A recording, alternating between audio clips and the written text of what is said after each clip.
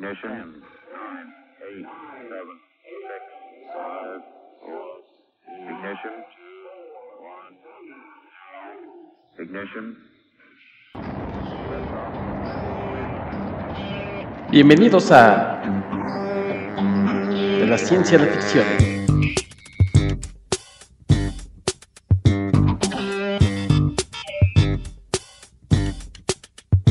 Un podcast con un toque de ciencia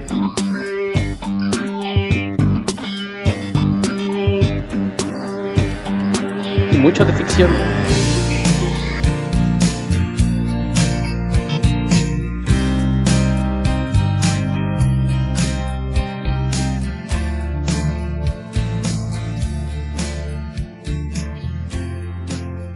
Bienvenidos a una nueva edición de su podcast de la ciencia a la ficción. Yo soy Héctor McCoy y los saludo como siempre, esperando que se encuentren muy bien.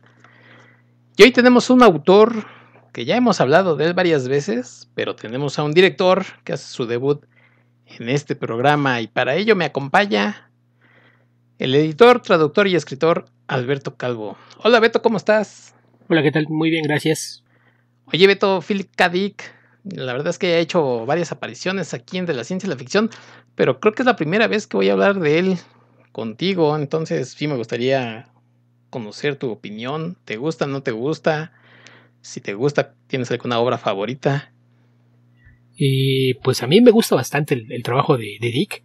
Ajá. Yo incluso, quienes me conocen de mucho tiempo, a lo mejor se acordarán que la firma de mis correos electrónicos era una cita de Dick, que tenía que ver justamente con el lenguaje. Digo, pues también es a lo que yo me dedico. Entonces yo tenía como firma del correo una frase suya que dice que aquellos que controlan el lenguaje pueden manipular a aquellos que lo tienen que usar de forma cotidiana. Ok. Entonces bajo esa premisa, pues creo que sí es de esos autores que a mí la verdad es que me gustan muchísimo, y de esas cosas, porque dices que mucha presencia por acá. Yo recuerdo que hubo una época, por ejemplo a principios de los 90, que yo comentaba mucho con amigos aficionados a la ciencia ficción, que decíamos que era muy extraño que no hubiera más adaptaciones de trabajo de Philip K. Dick, porque pues era Blade Runner y párale de contar. Sí. Y pues adaptación entre comillas, ¿no? Porque pues es una interpretación bastante libre de la novela de Soy a los androides con ovejas eléctricas, pero se nos hacía muy raro que no hubiera más, y de repente en los 90 empezaron a caer proyectos, y hasta vi movies, ¿no? Basadas en algunos de sus cuentos tempranos, que eran los que se prestaban para eso. Recuerdo haber visto por ahí, no sé, cosas como Impostor o Screamer, que son ejemplos de adaptaciones en las que agarraron un cuentito de ahí que lo convertían en película. Por ahí está también Paycheck, Pago, que también está basada en un cuento. Incluso un buen amigo mexicano, cuando se graduó del CCC, su tesis para graduarse era una adaptación de La hormiga eléctrica, otro cuento de Dick, que también fue de esas cosas que se dice, ok, no solo hacías ciencia ficción, sino que decidiste graduarte adaptando un cuento de Dick. Sí, pero en general es un autor que a mí me gusta mucho, y en sus dos etapas, ¿no? Porque como cuentista, creo que su obra es bastante menos densa, aunque tiene muchos temas en común, y de repente pues ese afán por tener ciertos giros argumentales. Creo que hay temas recurrentes que se mantienen a lo largo del resto de su obra, pero conforme empezó a orientarse a escribir solamente ficción más larga, novelas, creo que sí los niveles de complejidad en su obra se vuelven algo extraño. Y aparte es de esas figuras que siempre son polémicas, ¿no? Porque recuerdo que, por ejemplo, decía Isaac Asimov que él no entendía a aquellos escritores que decían que tenían que tener whisky al lado para poder escribir, porque decía, pues es que yo soy de idea de que no puedes estar intoxicado, tienes que estar en pleno uso de tus sentidos y facultades para escribir. Sí. Y él decía que pues no entendía por qué alguien como Dick podía funcionar así. Harlan Ellison también, cuando tuvo su legendaria antología de ciencia ficción, Dangerous Visions, también la introducción decía, yo soy convencido de que el utilizar drogas para expandir la mente y demás es lo peor que un creativo y en especial un escritor podría hacer, porque generalmente cuando él lo intenta termina por hacer cosas que no tienen sentido. Dicho lo anterior, no sé cómo carajos lo hace Philip K. Dick, pero es uno de los autores más lúcidos a pesar de todo lo que se mete. Sí. Y en general pues creo que es algo que siempre ha causado controversia con este autor, ¿no? Está el tema también de Stanislav Lem, ¿no? también aclamadísimo autor polaco de ciencia ficción, que él tenía la opinión bastante clara, y que decía que toda la ciencia ficción estadounidense era una basura, que no servía a nada, pero admiraba a Philip K. Dick. Y curiosamente, cuando lo contactó, Stephen K. Dick inmediatamente lo reportó con la CIA. ¡Hey, ese tipo me quiere llevar al otro lado de la cortina de hierro! ¡Hagan algo! Ok. Entonces sí era una figura bastante extraña, e insisto, es de esas figuras que al paso del tiempo sigue siendo polémico, ¿no? Y muchas de sus posturas, y creo que uno de los temas recurrentes en su obra es el cuestionar lo que significa ser humano y el rol del individuo en la sociedad, ¿no? Es creo que un tema recurrente a lo largo de toda su obra, no importa si es en la ciencia ficción o cuando hacía cosas de misterio o thrillers. También es algo que llegó a hacer en alguna época. Oye, acabas de decir algo bien interesante, de que era una figura bastante extraña, porque efectivamente el tipo era medio paranoico, en algunos casos ya ¿Medio? al final, sí, por decirlo amablemente, esquizofrénico también. Entonces incluso se ve reflejado en algunas de sus obras, como es en el caso de Minority Report, que es la película que vamos a estar comentando, y eso lo hace... Sí. En general su obra está plagada de paranoia. O sea, sí. Piénsalo bien, y desde Blade Runner, la idea de tener humanos artificiales que no tengas forma de saber cuándo lo son, era parte insisto, hace mucho esto de cuestionar lo que significa ser humano, y ahí funciona en dos sentidos. Las hojas con androides eléctricos, ¿no? Que es el rol de lo que significa ser un individuo y qué es lo que necesitas para considerarte un humano. Si el humano nace o se hace. Y al mismo tiempo pues está el tema de lo que puede implicar tener humanos aumentados creados de forma artificial sin que el resto de la población lo sepa. Mencioné hace un rato, por ejemplo, Impostor. Es un cuento muy cortito, pero pues también es lo mismo, el no saber en quién puedes confiar y en quién no. Y es algo que está presente en mucha de su obra, y creo que Minority Report pues es uno de esos ejemplos, ¿no? ¿Qué hacer para protegerte de lo que te rodea? Si pudieras saber lo que la gente va a hacer antes de que lo haga, sería lo ideal. Entonces sí creo que la paranoia es parte importante de los temas en su obra. Oye, además no era de gratis, ¿no? Porque él le tocó vivir una época en la que mucha gente, sí, efectivamente, el gobierno investigaba, espiaba los movimientos de esta gente, ¿no? Para ver qué hacían. Y entonces, pues obviamente él no podría decir o falsear que el gobierno me anda investigando, ¿no? Porque sí, es lo que hacía. Sí, que habría que recordar que el gobierno de Estados Unidos desde los años 50, ¿no? Con el macartismo, veían como potenciales agentes comunistas a toda la gente que trabaja en industrias creativas. Eres escritor, eres actor, eres director de cine, dramaturgo, y no sé, desconfiamos de tus ideas. ¿Cómo sé que no estás tratando de propagar ideas comunistas para mirar el estilo de vida americano? Entonces, desde aquel entonces, pues sí había una constante vigilancia acerca de lo que sea mucha gente creativa, y en particular los autores de ciencia ficción, con el añadido que pues su trabajo era justamente el extrapolar algunas situaciones que había en el mundo a su alrededor, pues generalmente sí eran motivo de atención de las autoridades, pensando en a ver ¿qué ideas está difundiendo este tipo? Sí. Y pues eso, él sí era uno. A lo mejor muchos lo dan como que, pues que me siguen, se van a aburrir. Pero él sí era de los que era consciente de esa vigilancia constante, y yo creo que eso era parte de lo que alimentaba esa paranoia que se proyectaba en su obra. Sí, ya al final de su vida, bueno, quizás unos 10 años antes, sentía que Dios le había hablado y que vivía como en universos alternos, ¿no? Recuerda que él recibía mensajes y con señales láser que eran enviados desde el lado oscuro de la luna directamente a su cerebro. Sí. Era lo que él decía. Sí. Sí, muy sui generis la vida de Philip K. Dick.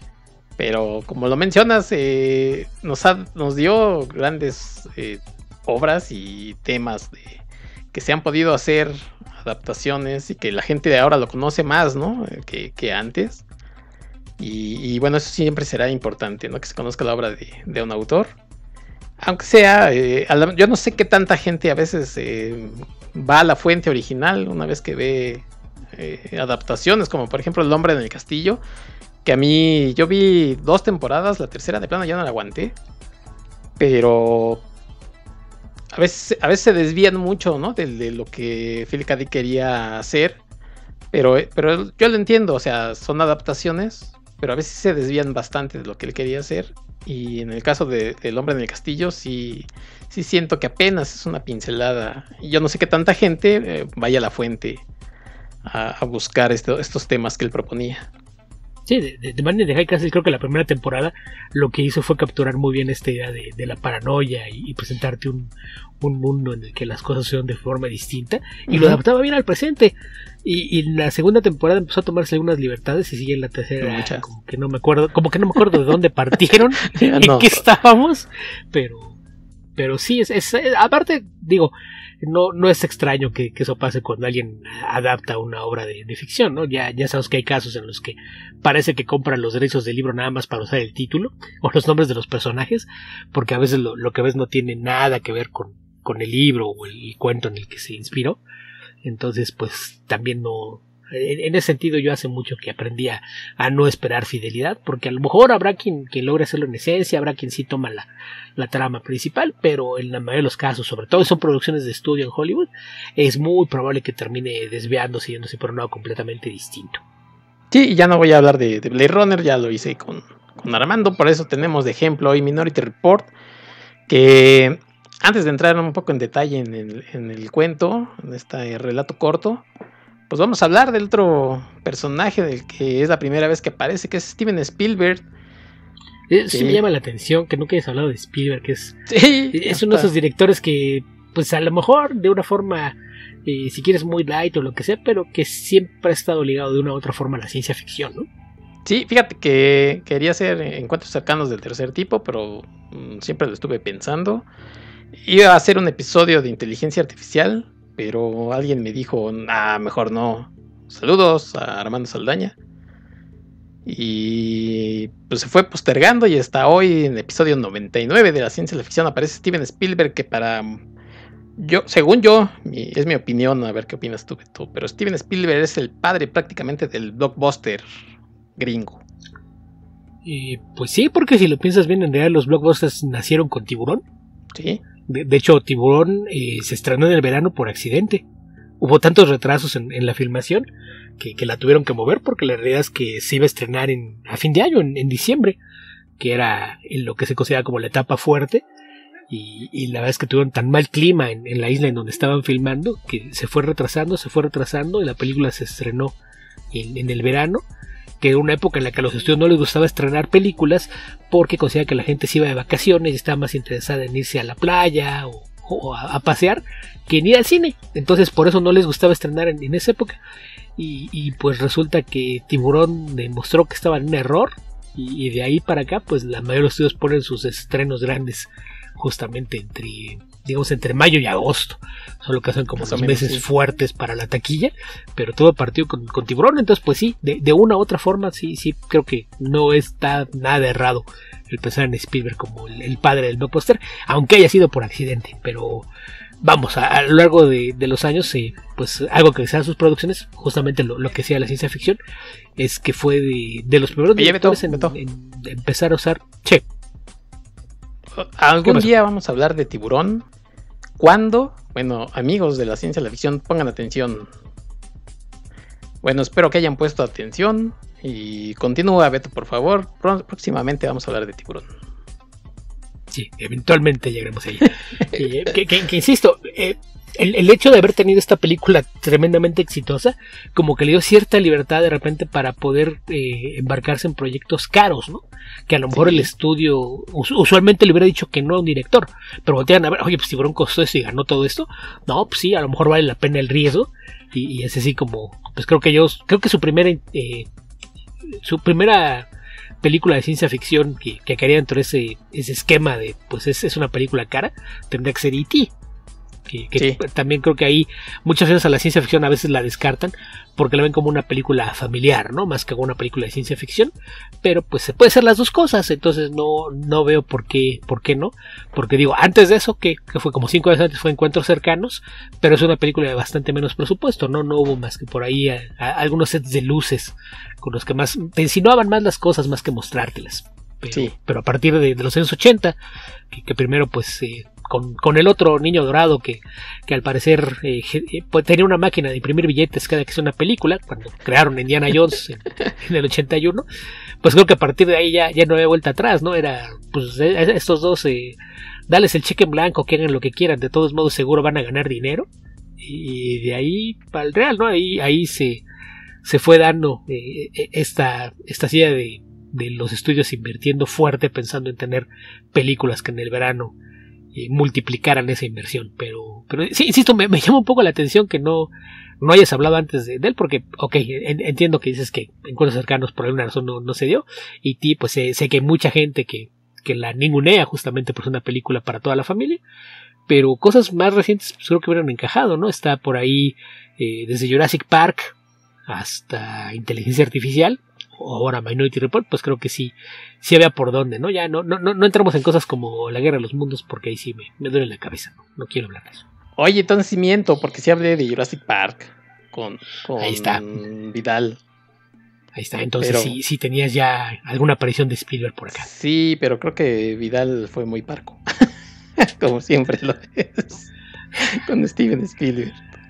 Sí, pues es que pues, al menos para nuestra generación creo que todo el mundo le tiene cierto cariño por las cosas que nos dio en la infancia, pero como que después te vuelves cínico y ves mal muchas de esas cosas, ¿no? Además de que sí tiene películas que sí son como para escupírselas en la cara.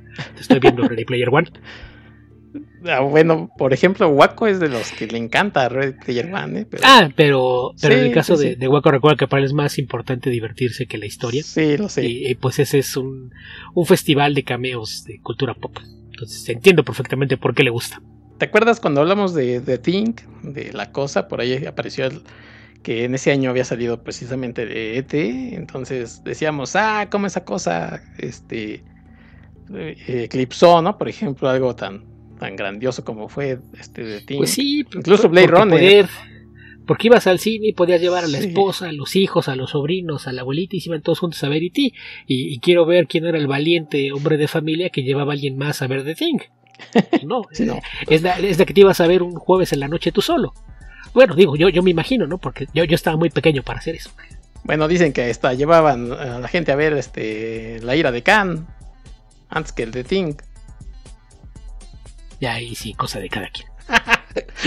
Oye, Steven Spielberg tiene una larga filmografía. Creo que los 80s fueron como su época dorada, y ya después los 90, obviamente del inicio de este siglo, pues ya fue incluso diversificándose. Pero tú, por ejemplo, ¿tendrás alguna película que digas, uy, esta sí me encanta? Yo soy muy fan de sus primeras películas. A mí me encanta Duel. Yo sé que Duel es un homenaje a Hitchcock. Es muy muy buena. Es sobre un vendedor que anda en carretera y de repente lo empieza a aparecer un trailero. Es una película que prácticamente viejísima. No tiene diálogos. Es su primera película, es del 71 o 72. Sí. Después está obviamente Tiburón, que insisto, es una película que a mí también me fascina. Encuentros cercanos, que nunca fui gran fan. Aprendí a apreciarla un poquito ya. Esa ya de adulto, de niño, la encontraba muy aburrida. Y lo que decía, el cariño que tienes que te sobra por las cosas que te dio en la infancia. Ahí no podemos dejar de mencionar Los Casos del Arca Perdida, El Extraterrestre, Indiana Jones y el Templo de la Perdición. Creo que es por ahí. De la segunda mitad de los 80, cuando decidió que quería que lo tomaran en serio y quería hacer películas de esas que fueran nominadas para muchos premios. A pesar de eso, el Color Púrpura me hace una buena película, pero sí me parece demasiado artificial en cómo la hizo. Pero por ejemplo, El Imperio del Sol, que aparte es una adaptación de un libro de H.G. Ballard, que es un autor que tiene mucha relación con la ciencia ficción, aunque esa novela en particular no tiene absolutamente de ciencia ficción, porque más bien son sus propias experiencias, es lo que él vivió durante la Segunda Guerra Mundial. Él estuvo en un campo de prisioneros en Japón, porque su familia vivía por allá. Entonces, ahí el lazo que hay entre esa película y la ciencia ficción es más por el autor del libro, pero no tiene nada de eso. Pero insisto, hay películas de Spielberg que les tengo cariño por el momento en el que las vi. La tercera de Indiana Jones creo que todavía entra dentro de eso, que ya fue en mi adolescencia. Hook me genera sentimientos encontrados desde un principio, lo mismo que Jurassic Park. Jurassic Park sobre todo porque soy gran fan de la novela, y creo que la película, con todo lo entretenida que es, creo que le queda mucho de ver al libro. El Mundo Perdido, ese sí, ni hablar, creo que sí fue Sí, es así. resbalón exitoso, pero resbalón de pena ajena. Y ya de lo que he hecho de la Sonda de los 90 para acá, pues hay... Es en donde cae Minority Report. Creo que hay cosas muy buenas en lo que hace, pero a veces sí le encuentras más de un asterisco a sus proyectos, ¿no? Sí, como en inteligencia caso de ciencia ficción, inteligencia artificial y Minority Report creo que comparten un tema de que quizás si hubiese cambiado el tercer acto, ambas funcionarían mejor, pero pues eso, e insisto, mucho de lo que me gusta de mucha de su obra es que de repente hay películas que sí parecen hechas con la única intención de tener nominaciones a premios, ¿no? O sea, Sí. estamos hablando de cosas como La lista de Schindler, Amistad, Salvando al Soldado Ryan, Múnich. Creo que son películas que, aunque están bien hechas, se sienten huecas, artificiales, no sé cómo decirlo. Okay. Insisto, los últimos años sí es... a veces es un volado, ¿no? No sabes qué vas a ver con hacer una película de Spielberg, pero pues en general me parece que es un director muy muy sólido, que sabe su tarea e insisto, ya a veces es cosa más bien de lo que quiere decir con una película, lo que trata de decir, es en donde a veces siento que me queda de ver, y es la razón por la que rara vez alguien piensa en él como uno de esos directores a los que la gente se refiere como autores, ¿no? Porque es alguien que a veces no tiene ese compromiso con lo que está contándote en una historia, y si es más como que te has hecho todo de una forma muy correcta, pero tan correcta que parece que lo hiciste como dicen los gringos, ¿no? By the numbers, así como que te vamos a poner aquí donde colorear los números, y si lo coloreas todo bien va a quedar bien bonito, y a veces parece que así hace sus películas. A pesar de ello, no puedes dejar de ver una película suya y admirar lo que hace. Por ejemplo, hace un par de años que sacó su remake de West Side Story. Digo, a mí no me gustan los musicales, no soy muy fan de la original, pero hay tantas cosas buenas que tenía que verla, y a nivel técnico es una maravilla de película todo lo que hizo, desde el montaje de los números y demás. Y insisto, es un director al que le tienes que reconocer todo lo que hace. No he podido ver de Fabelmans, que aparte es semi-autobiográfica, pero insisto, es un director que me parece que es muy respetado todo lo que hace. Creo que es uno de esos realizadores de cine que tiene un dominio tal de la técnica para contarte una historia visualmente, que pues por lo menos siempre tendrá el beneficio de la duda de a ver qué hizo con esto. Pero insisto, para mí el problema a veces es que siento que hace las películas no porque te quiera compartir una historia, sino porque se le hizo que era una película que le podía ganar reconocimiento. Es la parte en donde me causa sentimientos encontrados la obra de Spielberg. Y comentábamos algo que vamos a comentarlo ya al final del comentario de Minority Report, que son los finales que a veces le cuestan trabajo. Pero, por ejemplo, pienso en el Templo de la Perdición de Indiana Jones, que él siempre se ha quejado, que dice: es mi película más oscura porque estaba pasando por un divorcio. Para mí es una película entretenida, y en mi niñez, yo cuando la vi, no me parecía oscura, o sea, no me causaba miedo ni nada por el estilo. Sí me parecía muy divertida todo lo que pasaba, pero Spielberg siempre como que se arrepiente incluso del tono que le dio, ¿no? Y yo creo que a partir de ahí ha hecho películas que sí son de temática complicada, pero no sé qué tan oscuras sean. Incluso Minority Report tiene algunos temas difíciles de tratar, yo creo que está para él, pero como un director oscuro creo que no, y ni siquiera El Templo de la Perdición lo es. Yo no sabía que le había dicho que era su película más oscura. Sí. ¿En serio dijo que estaba atravesando un mal momento cuando conoció a su esposa? Pero él dice que venía del divorcio, y sí le conoció en el rodaje, pero pues no se casaron en ese momento, sino después. Se le olvidó en el rodaje, ¿no? Sí. Sí, se casaron, no sé, ya hasta como por ahí del... No, pues ¿qué fue? ¿Es como del 89 la película? En 84. ¿84? Sí. Ok,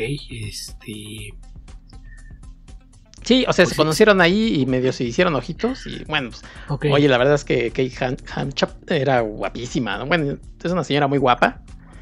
Pues, la verdad es que se rayó don Steven, pero sí, él dice venía como yo de un divorcio y demás, y por eso es tan oscura. Porque no debía haberla hecho. Según yo, no me he casado 2 veces. Uh-huh. Entonces, más bien venía de alguna separación. A lo mejor tenía pareja, pero no estaba casado, ¿no? Porque estuvo casado con... ¿Cómo se llama? Con la que eras la guionista, actriz, ¿no? yo sé, era una actriz y cantante, pero no, ¿Sí? no recuerdo el nombre. ¿No era una que era mediados guionista del- también? No, a lo mejor esa era su primera pareja, pero te digo, yo recuerdo que según yo nada más se casó 2 veces. Mira, Y perdón, una era pero una actriz y cantante. don Wikipedia dice que Amy Irving del 85 al ella. 89. Ella era la actriz a la que me refería. Sí. Y después de eso se casó, me imagino que pone como el 91, 92 con 90, Kate Capshaw. ajá, 90, 91. Pero si el Templo de la Perdición es del 84, a lo mejor tuvo alguna relación previa, pero no estaba casado, ¿no? Ujú, Entonces, más bien era una separación más que un divorcio. por ahí Pero- algo así. Pero sí, digo, no es extraño, ¿no? Que a veces lo que estás viviendo en tu vida personal, pues se vea reflejado en tu trabajo. Creo que no es nada extraño, pero como dices tú, yo también no le veo nada oscuro. A lo mejor como aventura sí se siente un poquito más oscura que Los Cazados del Arca Perdida, pero nada como para que lo vieras como algo deprimente o que uses la palabra oscuro para referirte a ella. Así es de que no lo sé. Bueno, Está raro eso. pues sí, así es don Steven Spielberg, que a veces, como decimos, le cuesta los finales. En ese sentido, creo yo que a pesar de todo es muy, muy gringo. ¿No? Si pudiéramos mencionar a directores gringos, pues estarían ahí. Espero que se entienda lo que quiero decir con eso, Beto. Sí, que a veces están tan preocupados por complacer al público que terminan por forzar las cosas para hacer las historias, ¿no? Y eso aplica no nada más al cine. Te estoy viendo a ti, Stephen King. Sí, es de esos que le dan una vuelta de más, ¿no? Cuando parecía que ya todo Sí. encajaba. Sí, a veces insisten en cerrar las cosas de cierta manera, aun cuando la historia le está diciendo que no lo hagan. Se clavan en alguna idea. Insisto, a veces te da esa sensación como de que era tratando de complacer a la audiencia o a la crítica en algunas ocasiones, ¿no?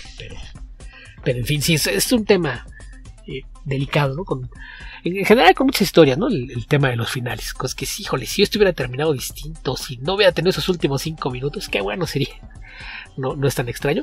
Pero en el caso de Spielberg sí creo que hay películas en donde es muy marcado. Ese tema en particular, creo que Minority Report, igual que Inteligencia Artificial, caen en esa categoría. Sí, y es que además son películas, son temas que no necesitaban como el final feliz. Ahorita lo vamos a comentar. Porque hay películas, no se piensa en La Terminal, obviamente es una comedia ahí romántica que necesita ese final feliz, aunque a lo mejor no es tan feliz, pero se entiende, ¿no? O sea, cuando es una película más ligera, bueno, dices, está bien. Pero en este caso yo creo que ahí sí, incluso Inteligencia Artificial, que repito, ya no la pudimos comentar, según él la hizo con los apuntes que había dejado Stanley Kubrick, ¿no? Que dijo, yo la filmé como él la quería hacer. Sí, Pero yo creo que también sí ya habían ves que sido luego- 2 películas diferentes, o son 2 películas diferentes. Sí, no creo. Porque aparte, así sigue Los Apuntes, tú tienes una visión distinta de cómo contar una historia. Sí, Y no se me ocurre un director más distinto a Spielberg que Kubrick. Entonces, por mucho que tuvieras las notas de lo que quería hacer, la interpretación que hagas de estas seguramente va a resultar en algo distinto y pues es parte del tema. Pero mira, en el caso particular de Minority Report, ya hablando de lo que sabemos un poquito de la paranoia y mucho lo que caracterizaba a Dick, algo bien común es que a él no le preocupaba que sus historias tuvieran un final deprimente o en el que el protagonista pierda o le vaya mal, ¿no? Entonces probablemente a Dick sí le hubiese causado cierto malestar ver cómo cerró la historia Spielberg. sí, se quejó cuando estaban haciendo las adaptaciones de Blade Runner, hasta que por ahí medio vio un corto, dijo, bueno, visualmente sí es lo que yo me imaginaba, está bien, ¿no? Pues, ya después checamos más lo de la historia, pero visualmente, Sí, que palomita. a veces también tiene mucho que ver con qué tanta interferencia hay de parte del estudio, ¿no? Es algo también común. Y en el caso de Blade Runner sabemos que lo hubo, ¿no? Ahí está perfectamente bien documentado todos los cambios que le pidieron constantemente a Ridley Scott. Pero en el caso de Spielberg vamos a lo mismo. Spielberg es alguien que se ganó con los éxitos en taquilla el tener carta blanca y libertad para maniobrar. Entonces, él no puede decir el estudio me obligó. Porque de hecho hace mucho tiempo que las películas las produce su propia compañía. Entonces él no tiene ese problema de yo no quería hacerlo así, pero me obligaron. No, Sí, ahí sí no. Bueno. Pues Minority Report o el informe de la minoría. Sentencia previa. Sentencia previa. Bueno, fíjate que hay, no sé si sea la traducción que le dieron, porque además tiene como 2 puntos, ¿no? O sea, le dejan el original, le dicen sentencia previa, o sea, apréndete el en inglés, pero le anexamos este otro, ¿no? Por si las dudas. Porque nadie le dice sentencia previa. Que fue algo que a inicios de este siglo, desde finales de los 90, lo empezaron a hacer con muchas películas, ¿no? Pero yo recuerdo que ese fue el título con el que se estaba. La verdad no me acuerdo si tenía el original en inglés, pero recuerdo que se anunciaba aquí como sentencia previa.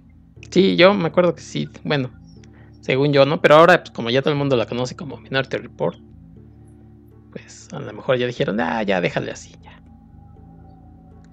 Que originalmente iba a ser una continuación de Total Recall de Verhoeven, de película que ya platiqué aquí con Armando, película donde sale Schwarzenegger. Iba a ser una continuación, no sé dónde le veían la continuación, pero dijeron, sí, nos la aventamos, ¿no? Total, como dices tú, nada más es un puro nombre. Hay veces que lo que hacían era comprar obras del mismo escritor y decían, pues le vamos a poner el mismo protagonista a todas y lo convertimos en una franquicia. Sí. Y al parecer eso es lo que querían hacer aquí y va a ser Quaid el protagonista de esto. Que ahí sí era un poquito extraño porque pues no encajaba, ¿no? El mundo que presentaste antes de que lo viéramos a Quaid ir hacia Marte, como que no tiene nada que ver con un lugar donde existiera la división de precrimen. Sí, a menos de que fuera algo que tuviera que ver con los recuerdos que le habían implantado. Bien raro. Recordar que Total Recall fue de 1997. Entonces el guión estuvo por ahí un par de años rodando hasta que Jan de Bont, el director de Speed, dijo yo me la aviento. Y también llegó a manos de Tom Cruise, que le interesó hacer esta película. Pero dijo, sí, pero mándensela a Steven, ¿no? A ver qué le parece esta historia. Y finalmente Jan de Bont pues, aparece por ahí como productor ejecutivo, ¿no? Para que no dijeran que no le dieron una lanita y ya. Entonces, pues con Tom Cruise y Steven Spielberg, pues parecía una apuesta segura, ¿no? Una de esas, como decimos, blockbusters que iban a ganar mucho dinero. Lo hizo bastante dinero, decente, digamos, pero tampoco fue como la gran película de taquilla. Sí, pero vamos, recaudó más de 3 veces su presupuesto, lo cual posiblemente dejó contenta a mucha gente, pero tú esperabas a lo mejor algo más, ¿no? Un director taquillero, un actor taquillero, y pues a la película le fue bien, pero bien a secas. Oye, y bueno, por lo general yo nunca digo estas cosas, Beto, nunca las decimos, pero por ejemplo en la valoración de los críticos ahí en eso del Rotten Tomatoes, lo tienen en un 90%, es bastante alta, se ve que sí les gustó.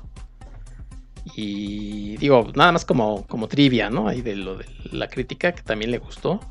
Eso casi nunca lo comentamos. Sí, que ahí también nada más había que aclarar que a lo mejor mucha gente no lo sabe. Y porque muchas veces cuando hablas del porcentaje de Rotten Tomatoes, hay gente que lo ve como la calificación de la película. Y no, que tenga 90% no es que le estén dando un 9 de 10. Quiere decir que el 90% de los críticos que la reseñaron consideran que es una buena película. Y podrían ser 2 de reseñas. Pues eso implica, por ejemplo, reseñas. Sí, que pero ahí sí también habría que ver sobre cuántas reseñas, pero en general quiere decir que fue mayormente bien recibida, ¿no? Y vamos, el que digan que es positiva, pues ahí caen lo mismo, digamos, con un sistema de 5 estrellas, cualquier crítico que le diga 3, 4, 5 caen en ese porcentaje. Entonces sí, a veces sí puede ser un poquito engañoso. Es más como para crearte una idea general de la recepción que tuvo la película, ¿no? Porque sí, ahí creo que a veces la gente lo malinterpreta, que dice, no, ¿cómo va a tener el 90? Si está mal, ¿no? Están muy mal algunas cosas, no, eso no funciona. Pues es eso, es cuestión de que es el porcentaje de la gente que considera que es una buena película. Pero igual, ahí están incluso los que dicen que es buena, los que dicen que es muy buena y los que dicen que es excelente. Entonces es algo que tienen que tener en cuenta, porque hay otros sitios que sí utilizan sistemas distintos, ¿no? Porque, por ejemplo, está por ahí Metacritic, que sí utiliza ellos sí como que promedian las calificaciones, ¿no? Es que creo que es algo que a lo mejor puede ser más cercano a lo que la gente espera de Rotten Tomatoes.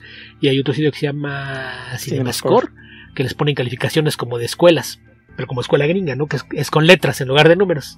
De Pero A a F. CinemaScore, sí, CinemaScore creo que es de la audiencia, ¿no? Sí, hay esa audiencia ahí, no son críticos. Es cuando salen y ven la película, les dicen, a ver, llénenme este formulario. Sí, es un sistema, a los ser familiarizados con Letterboxd, es un sistema parecido. Supone que tú te registras y ahí puedes ir acumulando los scores de las películas. ¿Qué calificación les das? Como si estás calificando exámenes de la escuela, ¿no? En la escala de la A a la F, así es como que, ok, la vas a calificar del 5 al 10, ¿qué le pones? Sí. ¿Esta pasa de panzazo? ¿Es un 6? ¿O te pareció mejor? Y es así como pero en general pues sí tiene una buena recepción. Insisto, a mí me parece que es una buena película, pero yo soy de la idea de que le sobran 10 o 15 minutos al final. Entonces sí. Mira, si le quitaron esos 10 o 15 minutos, yo sí igual coincido en que es una muy buena película. Debido a esos 10 o 15 minutos que no me agradan, yo lo dejo en buena, a secas. Sí, bueno, ahorita la vamos a comentar. Minority Report apareció por primera vez en Fantastic Universe en 1956. Es una historia corta que pueden ustedes encontrar, pues ya saben en dónde, si la quieren leer. Debe tener aproximadamente dependiendo de la edición, unas 30, 35 páginas. Entonces realmente corta, muy corta la historia. Aparecen pocos personajes. John Anderton, que es el jefe de la división Precrimen, que es el mismo nombre que le dieron al personaje de Tom Cruise. Aparece Ed Whitwer, que es el que llega como a relevarlo ahí del mando, porque lo mandan a que trabaje con él, no a relevarlo, sino a que trabaje con él, y a que él empieza a sentirse como que ya mandaron a alguien para quitarme. Su nuevo subalterno, por llamar de alguna manera. Sí, subalterno, exacto. Pero pues aquel, como decimos, la paranoia, ¿no? De, qué raro, ¿para qué lo mandan? Y ¿por qué le habla también a mi esposa, no? Aparece su esposa Lisa, que era además su secretaria, que es más joven. Entonces ahí aquel empieza a decir, algo está raro aquí.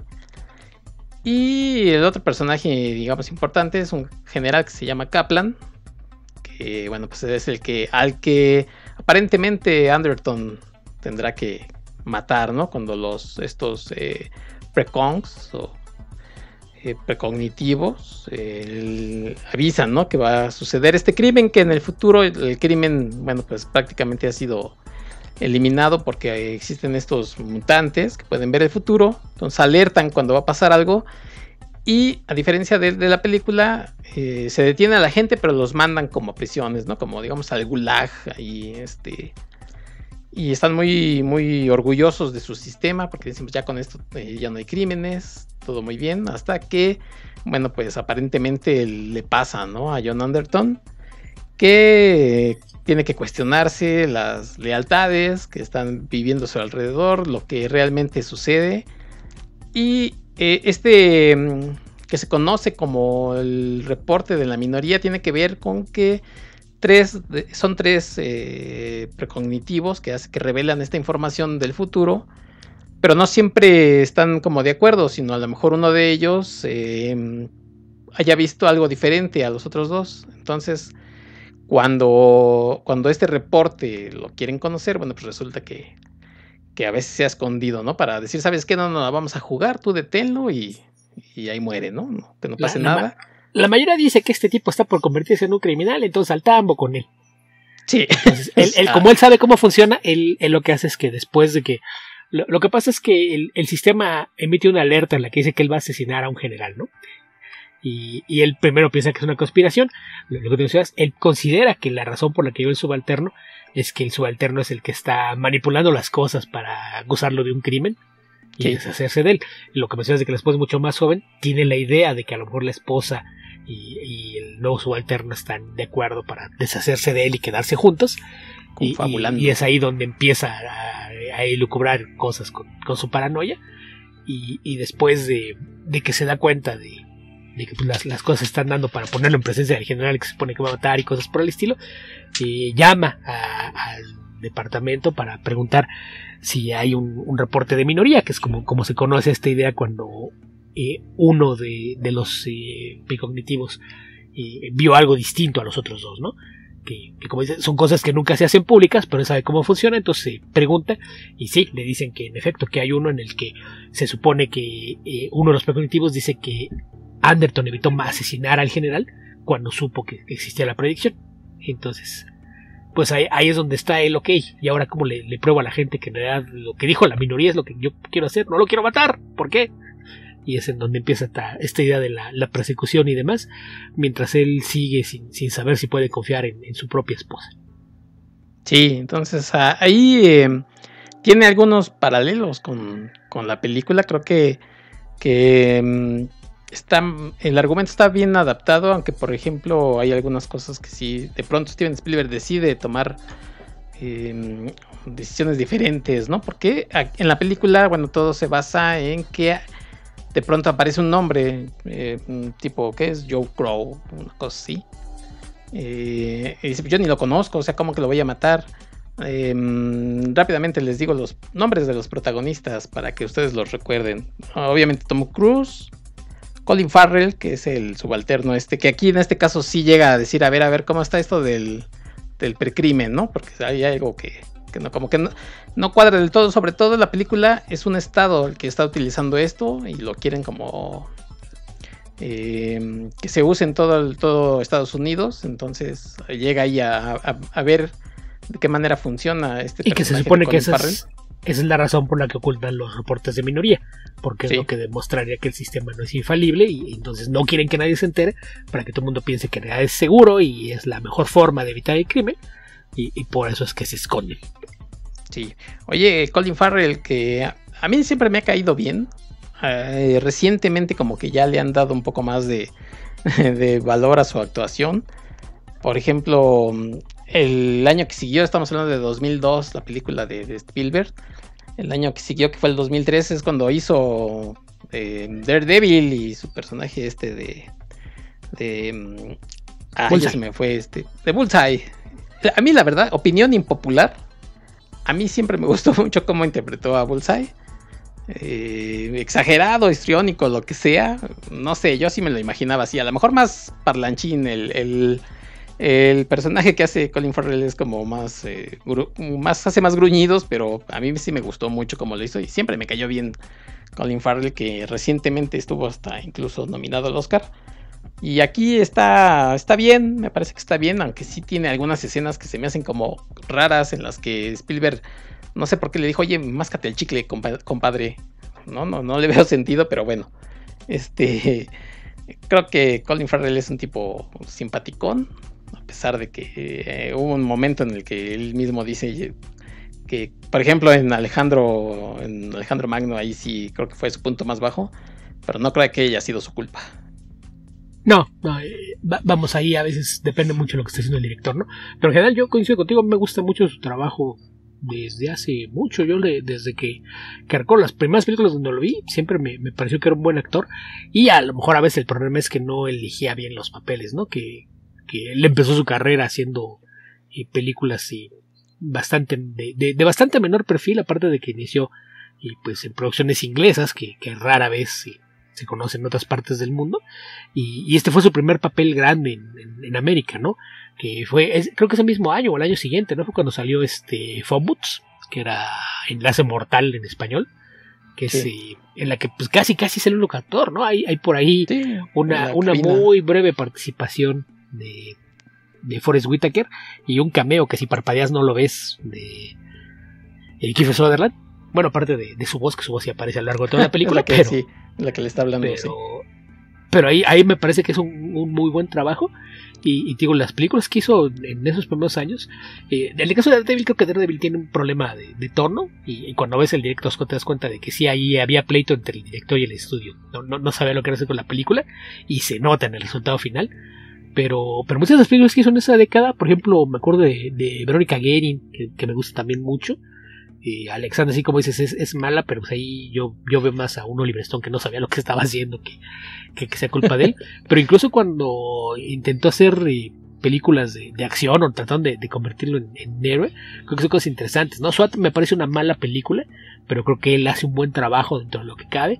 En Miami Vice, aunque también no soy muy fan de la película, creo que es la que menos me gusta de Michael Mann, creo que él hace un buen trabajo en el papel de Sonny Crockett, y aparte lo ha sabido siempre intercalar con películas independientes o de directores más respetados, ¿no? Por ejemplo, El Nuevo Mundo creo que es de esas que fue de las primeras en donde la crítica sí decía, qué buen trabajo hizo.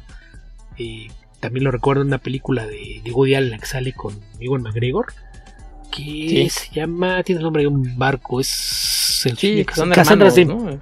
Ajá, que son hermanos, y hay por ahí un asesinato y es toda una cosa. Sí, una cosa que son ellos dos. El papel protagónico es se me fue el nombre de esta chica inglesa que hacía películas en Marvel, la agente Carter. Es Peggy. Peggy es el. No, está. Hayley Atwell. Sí, Hayley Atwell.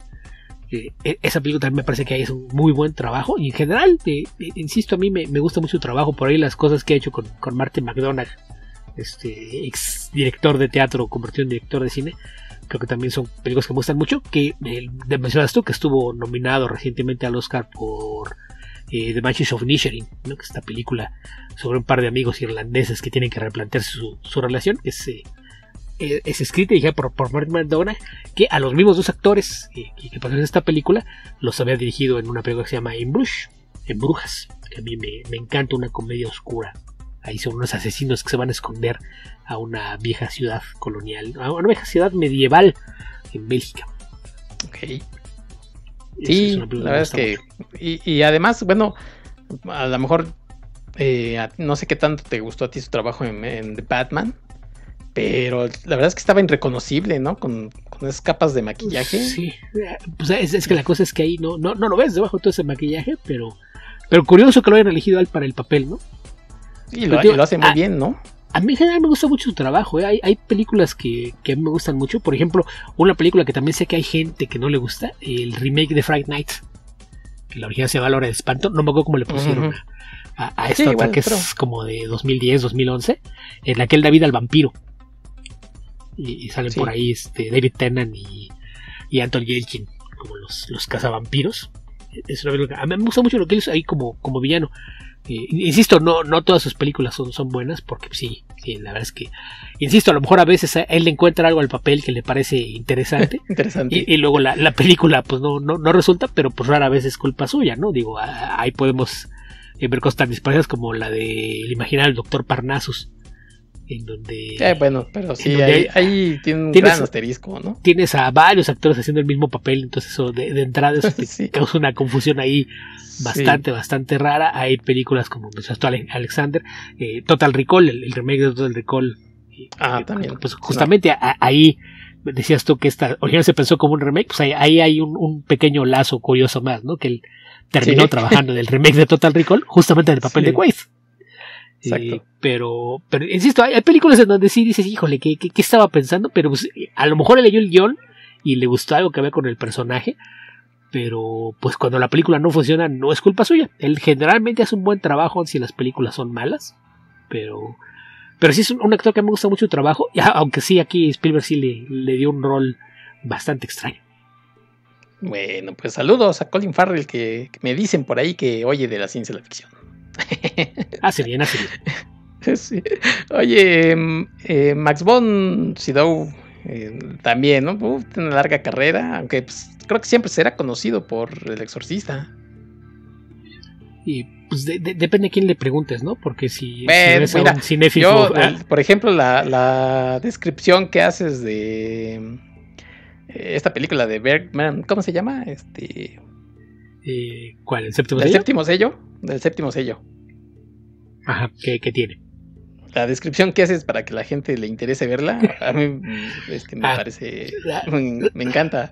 La película lidia con un soldado que regresa de las cruzadas a Europa, y en el viaje de regreso de repente se encuentra con la muerte, que le dice que pues que hay un error, que se supone que él no debía regresar de la guerra, que se tiene que ir con él, y él trata de comprar tiempo y convencerlo de que pues, lo deje vivir, ¿no? Porque todavía tiene cosas por hacer, Y ahí la cosa es que, pues mientras están decidiendo si se lo lleva o no se lo lleva, pues sí, decide ponerse a una partida de ajedrez. Entonces pues la película tiene un corte ahí completamente existencial, y cuando tú estás pensando en la clavadez de todo esto, pues te sorprende cuando de repente mientras está pensando en su siguiente movida, la muerte le estampa un pastel en la cara y dice, ¿qué te pasa? ¿Qué? Es un juego, no te lo tomes tan en serio.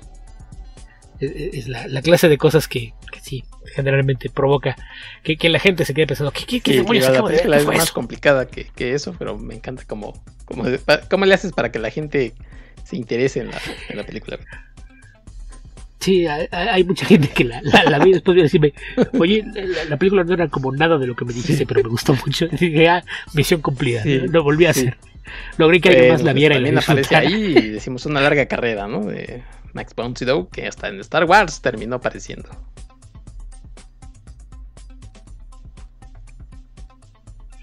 Sí, tiene por ahí un papel pequeñito pero importante en la trilogía de secuelas, lo cual pues no es culpa suya, ¿no?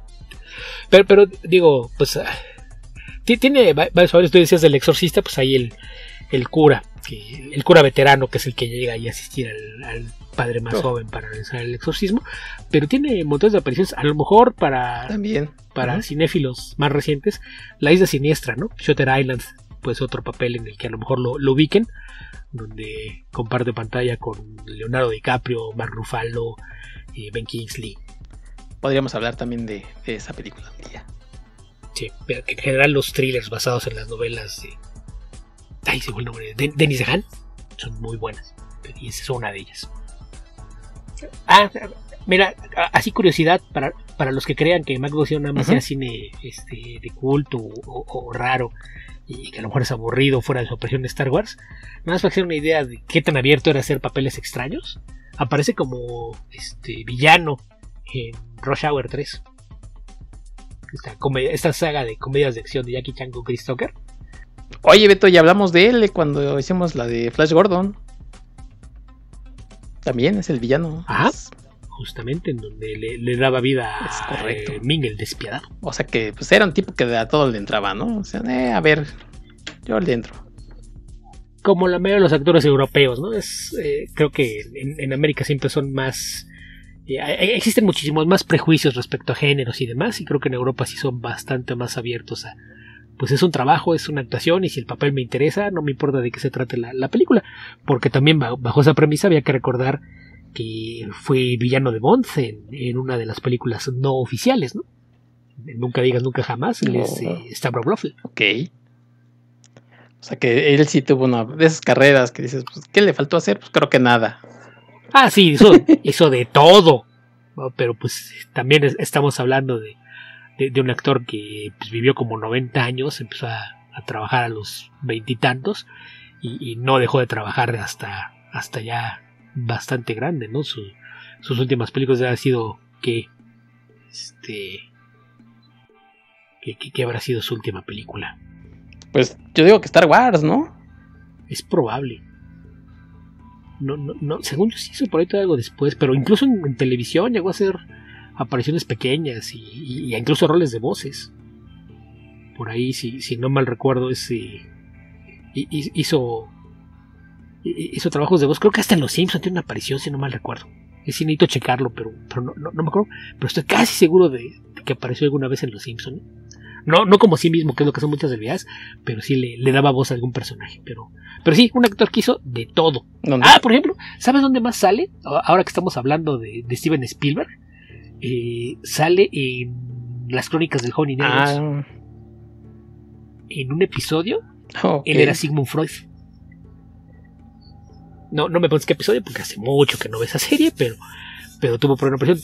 Él hacía de todo. Ahí sí es de esas carreras que no le decía que no a nada. Insisto, hizo voces para animación, hizo cine del mal llamado de arte, y lo que hacemos de Star Wars, incluso si no mal recuerdo, le dio la voz a su personaje incluso en uno de los videojuegos, creo que en el de Lego. Así es de que sí, de esos actores que hicieron de todo. Sí, la verdad es que muy nos bueno. podríamos aventar todo un programa hablando de las películas que hizo, pero como decía yo, sí. continuemos con los actores. Ya no nos vamos a entretener tanto. Neil McDonough, que apareció por ahí en Marvel como Dun Dugan. Ustedes lo recuerdan. Que es de las raras veces que no interpreta un villano, porque generalmente es villano. Casi sale en Red, creo que es Red 2, si mal no recuerdo.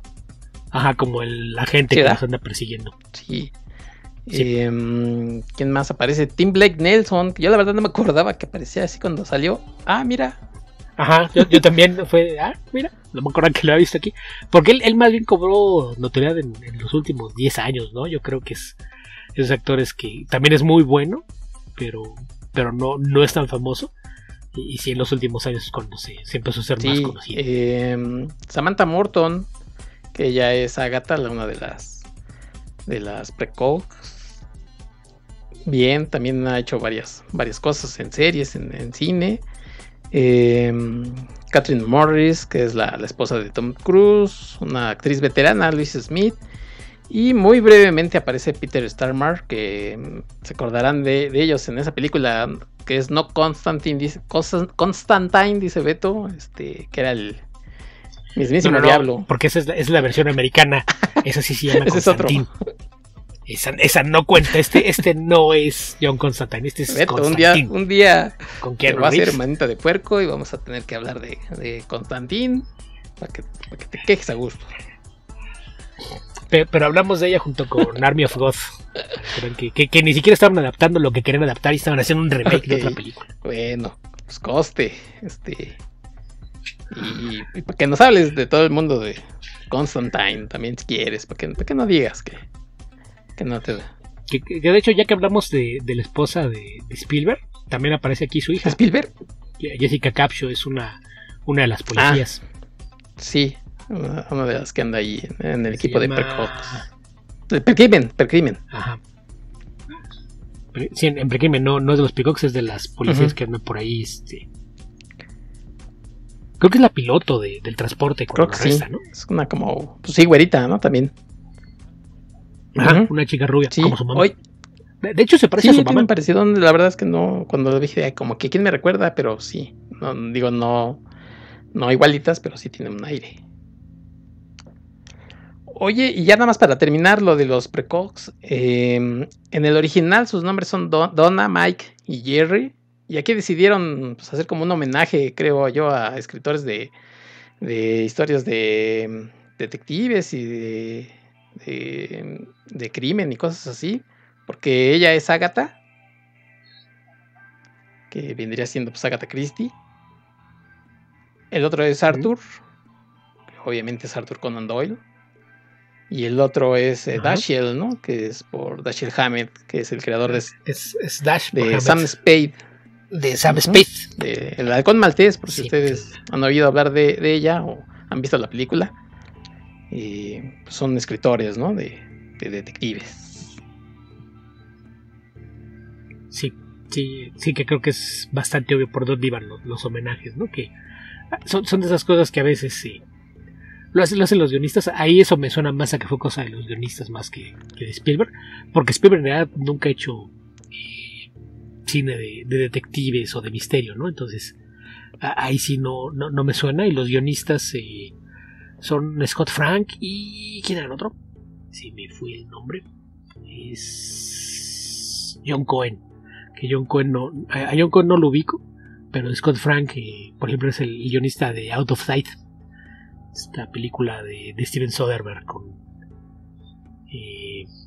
George Clooney, basada en un libro de Delmore Leonard que a mí me gusta mucho, que son George Clooney y Jennifer Lopez. Entonces a mí me suena esos guiños, ¿no? Esta idea de poner los nombres me suena más a algo que hubiera hecho Scott Frank a que sea algo que haya pedido. Sí, yo la verdad es que tampoco me acordaba de esos nombres y ya cuando los dicen dije ajá. Pero bueno, está bien, digo, tampoco es que estorben ni nada, ¿no? Y esos son más o menos la gente que aparece por ahí en la película.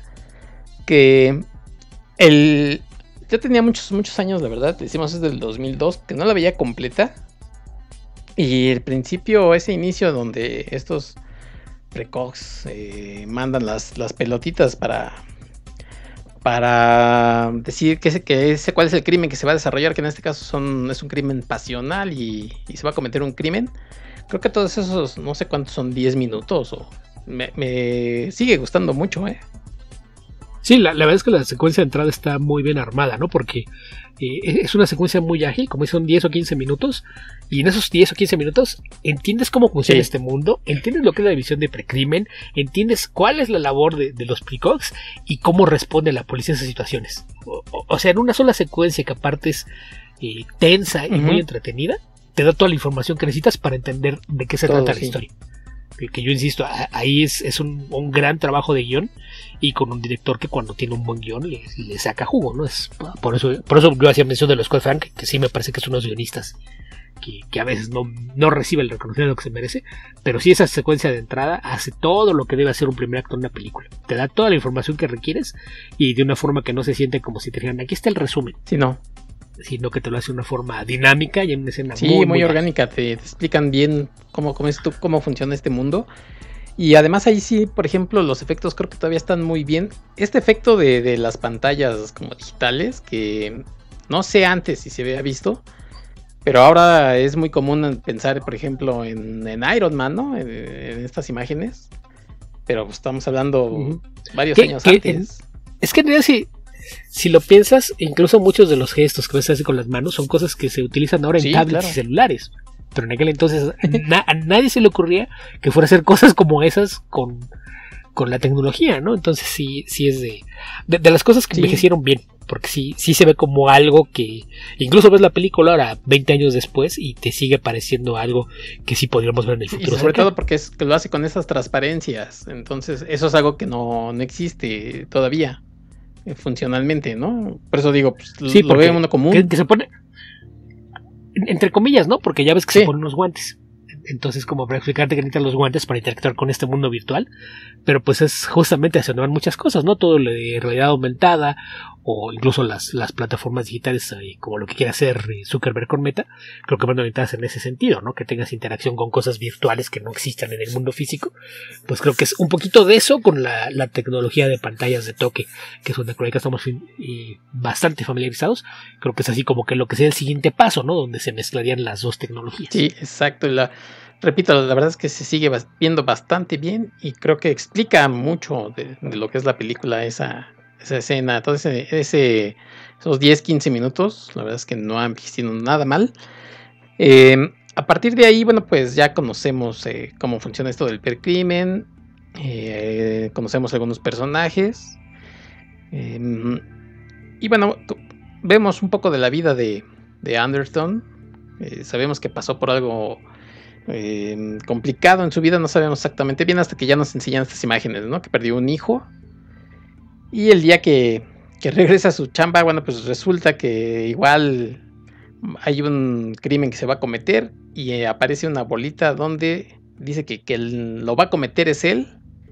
Y bueno, pues empieza la corredera, ¿no, Beto? Y ahí es donde empiezan las diferencias, por ejemplo, con el libro, que decimos que en el libro es un general que después se explica que él sabía que a lo mejor el Anderton del libro no iba a cometer el crimen, pero entonces iba a decir, ya ven cómo eso no funciona del crimen y denos a nosotros manejar como siempre pues todo lo que es del crimen, o sea, todo esto lo vamos a manejar nosotros y no estas cosas, ¿no? Y en el libro en la película, perdón, se van por otro lado, que es que después sabemos que esta persona a la que tiene que matar o que va a matar el personaje de Tom Cruise es el que aparentemente había secuestrado y supone el que ha matado a su hijo. Entonces sí son dos caminos, creo yo, diferentes.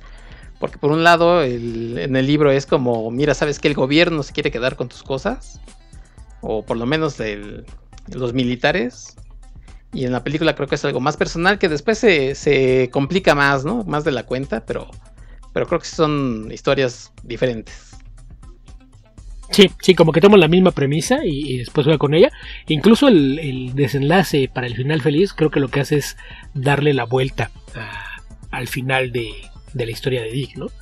Porque la historia de Dick es el tema de la profecía que se cumple a sí misma. en donde pues actuando en defensa propia termina por matar a la persona que suponía que tenía que matar, y acá lo que hace es poner en una encrucijada a su jefe, ¿no? Ya que descubre toda la conspiración, es ok, pues admites la verdad y vas a prisión, o dices que manipulaste el sistema, y lo que haces es que entonces echas a perder todo esto y ya el sistema no se siguió usando. Sí, exacto. Sí, incluso en el libro, en la historia, al final se siente como que pues, o sea, lo tuve que hacer porque si no iban a ocurrir cosas peores. Y decimos, no tiene un final feliz, sino simple y sencillamente la profecía se cumplió. Y lo van a procesar, como a mucha gente incluso dice, pues, a lo mejor yo procesé gente inocente, ¿no? Porque no sabía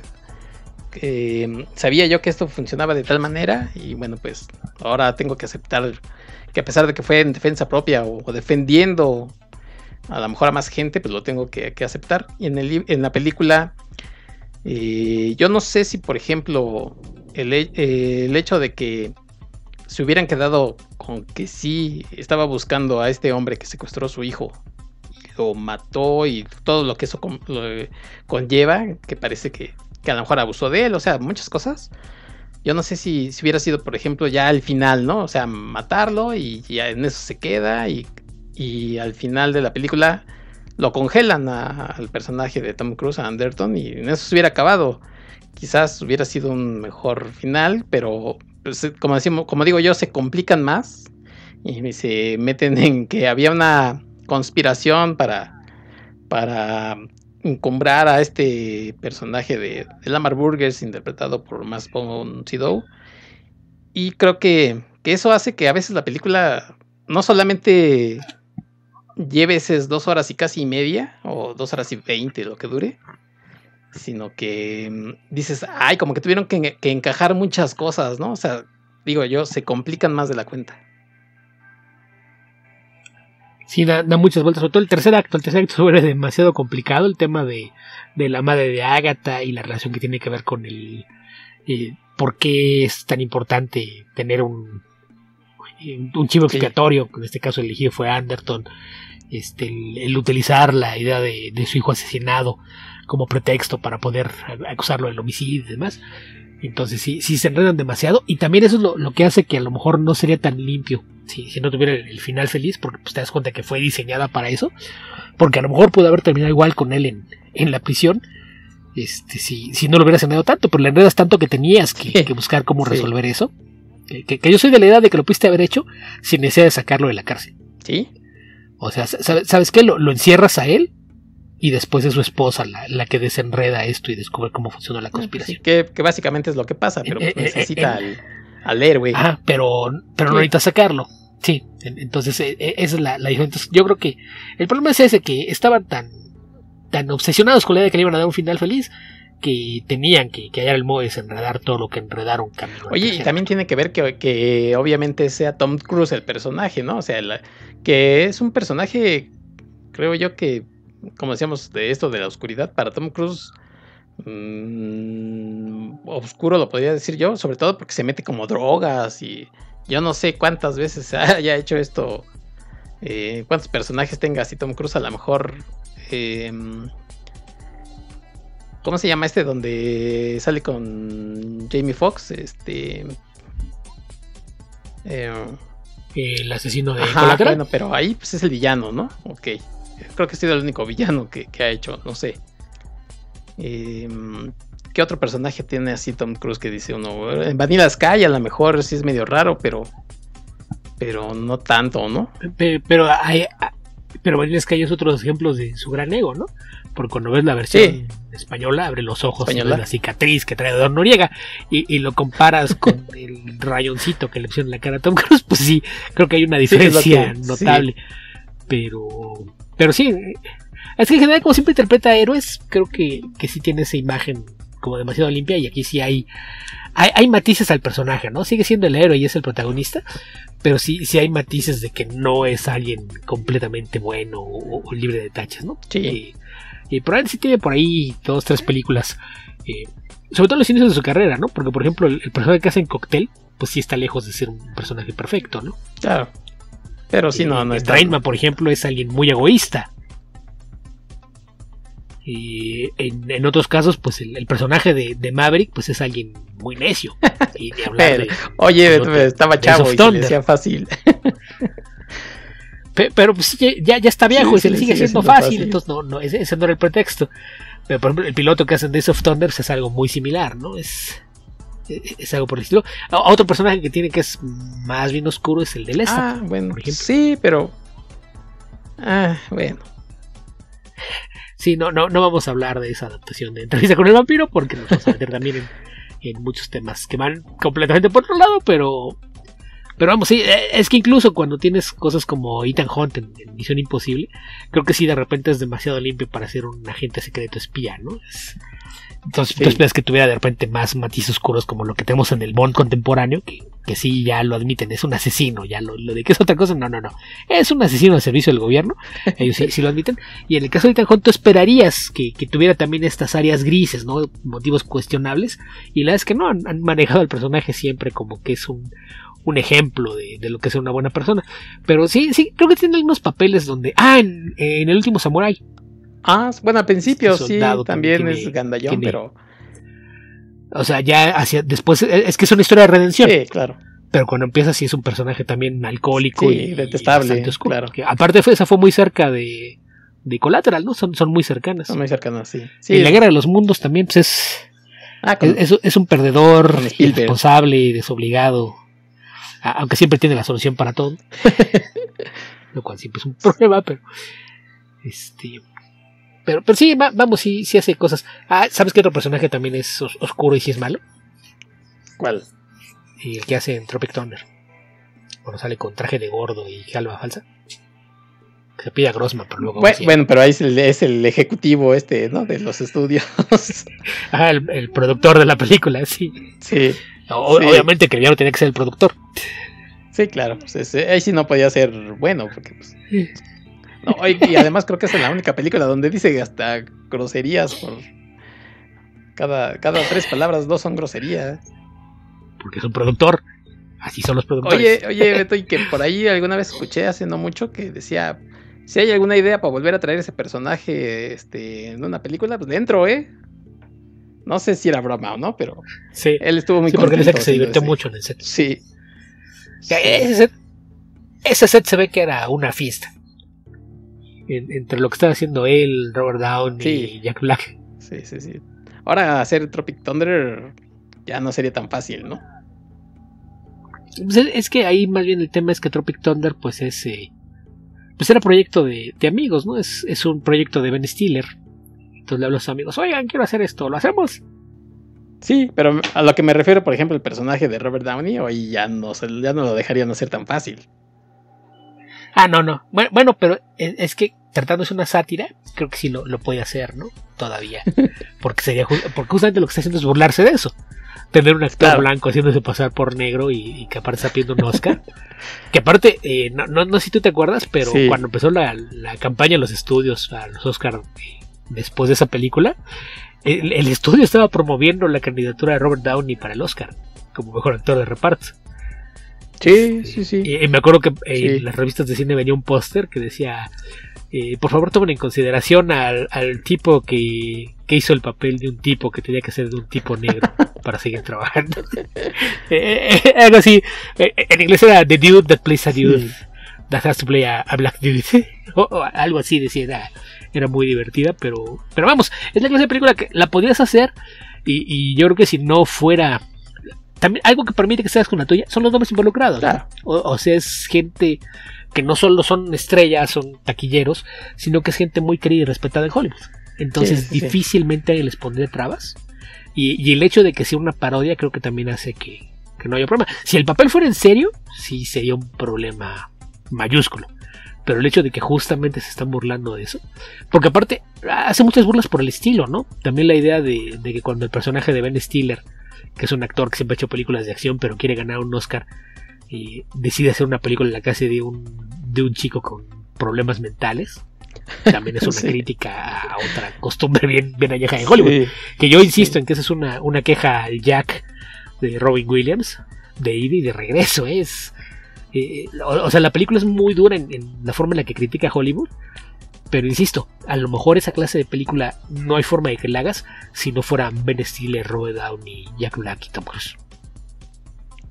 Sí, exactamente. Bueno, pues después del breviario cultural que siempre luego aparece aquí en los episodios contigo, regresamos un poquito a Minority Report, que decíamos que quizás debió de haber terminado unos 10-15 minutos antes la película, pero yo no sé si se le fue de las manos a Spielberg. La cosa es que vamos a suponer que en mi caso, yo les aconsejaría que cuando ustedes vean spoiler, si no se acuerdan de ella, no la han visto, spoiler, cuando matan al personaje de Max von Sydow, ahí le paren y ya, la quiten, ¿no? Si son a lo mejor como Sí, la idea de Beto, podría ser antes. si son de la idea de Beto, Cuando ven el nombre de Anderton en una placa y desaparece un cofre, ahí es otro momento, pero te deja algunos cabos sí, sueltos. con Entonces, el personaje este de Tim Blake algunos de Nelson, esos se resuelven. Ajá, algunos de esos se resuelven cuando muere el personaje de Von Sydow. Pero sí, después de eso sí ya es nada más, ok, ¿qué nos falta? ¿A quién no lo hemos reconciliado con su vida? sí. La parte que se vuelve un poquito... ¿Por qué? ¿Por qué tienen que...? Sí, exacto. Entonces, bueno, pues a lo mejor ya cuando se muere Max von Sydow tampoco es que falte mucho, ¿verdad? Son como 3 minutos, pero sí ese final feliz hace que uno diga, ay, no era necesario. Sí. Y decimos de la escena de apertura, todo el inicio que se sigue viendo bastante bien. Yo tengo, bueno, quiero decir otra escena que me sigue gustando mucho y otra que de plano sí digo, híjole, esa sí envejeció muy mal. Voy a empezar por la que me sigue gustando mucho. Cuando está toda esta escena, esta parte donde está, después de que en este mundo futurista en el que estamos, los ojos son muy importantes porque son como el INE, ¿no? Ya prácticamente de la sociedad, te escanean el ojo y saben qué es lo que te gusta, o sea, muy, muy actual, que es prácticamente lo que sucede cuando uno está viendo ahora Twitter, Facebook, Instagram, o sea, todo lo que estás viendo, al rato te dicen, porque viste el reel de no sé qué, tengo esto para ti, ¿no? Entonces, todo eso está muy padre, la verdad, y hay una escena donde él se tiene que operar los ojos, se los tienen que quitar para que no se enteren que sigue por ahí el personaje de Anderton. Se los quita Peter Stormare. Toda esa escena, desde que lo dejan ahí en el departamento hasta que llegan estas arañas, creo que se sigue viendo bastante bien. Y con bastante tensión. Uno sabe que es el héroe, que no le va a pasar nada, pero creo que se sigue bastante bien, Beto.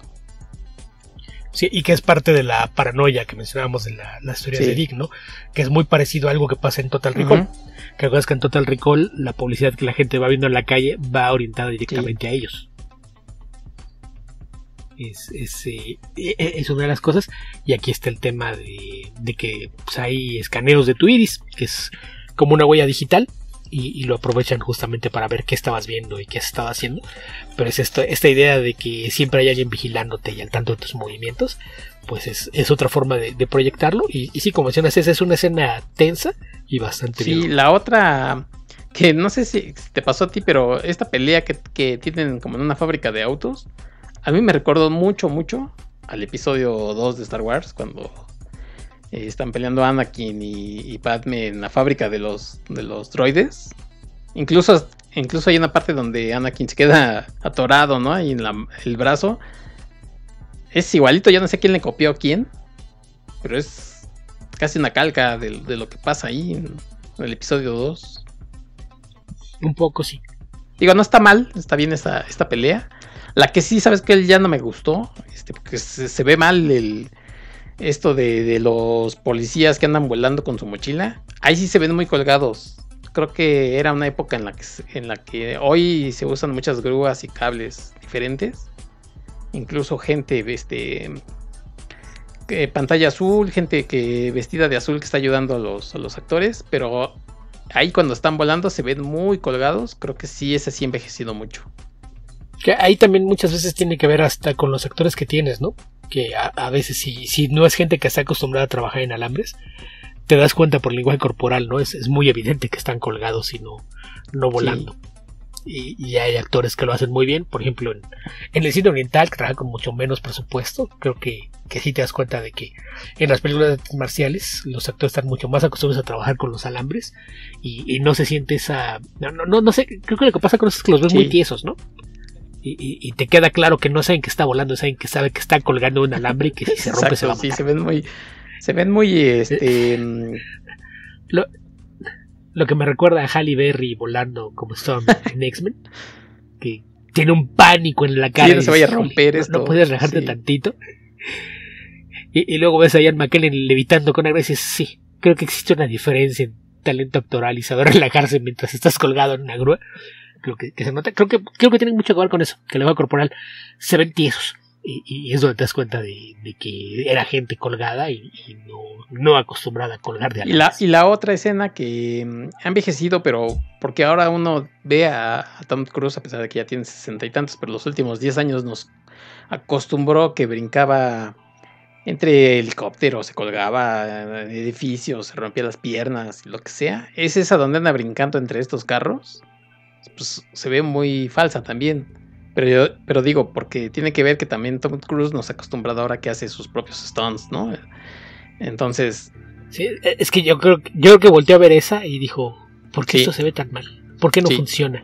Y alguien le prestó un videocassette de Jackie Chan y ¿por qué él sí le sale y a mí no? Es que le hace sus propios stunts. Maldita sea, tendrá que entrenar. No sé si sería la última vez que dijo, esto no lo volvemos a hacer en pantalla azul. Lo hago, pero sí, no se ve mal, o sea, para la película creo que se ve bien. Pero sí se ve muy artificial, ¿no? Para lo que ahora hace Tom Cruise, que hace esta de Maverick, que dices, oye, hasta tuvo que... Le dijo a los demás actores también, ustedes aprendan a manejar los aviones. Sí. Se ve ahí... Sí, y luego puso a los ingenieros, no sé cómo le hacen, pero van a montar cámaras adentro y afuera del avión. ¿Por qué vamos a filmar adentro? Es una locura lo que ha hecho en los últimos años. Que si no fuera su propio productor, créeme que ningún estudio trabajaría con él porque no quiero pensar en lo que cuesta una póliza de seguro cuando está filmando una película. Sí, no, debe ser altísima, ¿no? Sí. Igual que las de Jackie Chan, que Jackie Chan de plano dice que cuando le dicen, no, es que el seguro, aquí trabajan con seguro. En Hong Kong no lo hacemos. Que era una de las cosas que comentábamos cuando hicimos Al filo de mañana, que decíamos que Tom Cruise ha encontrado como esos papeles, ¿no? Que le quedan ya muy bien, en donde sabe que va a ser una película de entretenimiento y que va a ser top, ¿no? Y una prueba de eso es Maverick, que tú me platicabas el día que la viste, que decías, oye, como una película... 20 y tantos años después de una cosa así tan anodina, no es que sea una historia totalmente diferente, pero sí te genere más emociones que aquella, porque Tom Cruise se ha convertido en un tipo que dice, a ver, nos vamos a exigir que esto sea entretenimiento, pero al 100. Sí, y sobre todo algo importante, que no importa haciendo películas de acción, dramas o lo que sea, creo que él en algún momento entendió que la forma de hacer que sus personajes conectaran con la audiencia era dotarlos de emociones humanas. Y creo que es algo que desde que él se produce siempre se asegura que sus personajes sean así. Siempre hay una motivación detrás de lo que hacen y siempre hay un nivel emocional en el que conecta con lo que está haciendo en pantalla, ¿no? Y el poder hacer que la gente que comparte proyectos con él se case con esa misma idea, yo creo que es lo que ha resultado en que él esté yendo también en todas sus películas recientes, además de que se ha sabido rodear de gente muy capaz, ¿no? En el caso de Maverick, yo creo que la principal diferencia entre esa y la Top Gun original pues es tener a uno de los mejores guionistas trabajando actualmente a cargo de hacer el guión, que no la dirigió, es el director de las más recientes de Misión Imposible. Así es que es un guionista muy muy bueno. Él fue el que escribió el guión. Y pues dice, ok, ¿qué es lo que a la gente le gusta de las películas? Mira, lo vamos a poner todo. Vamos a poner lo que les gustaba de aquel entonces. Vamos a meter personajes que sean interesantes y variaditos, como para que haya de todo. Tenemos al piloto odioso, tenemos a los pilotos buena onda, tenemos al tímido que nadie pela, tenemos los apodos chistosos. Sí, fue así como que por formulita va a ser una película que no hay forma que diga no me gustó. Tenemos el gancho emocional, ¿no? Con Val Kilmer.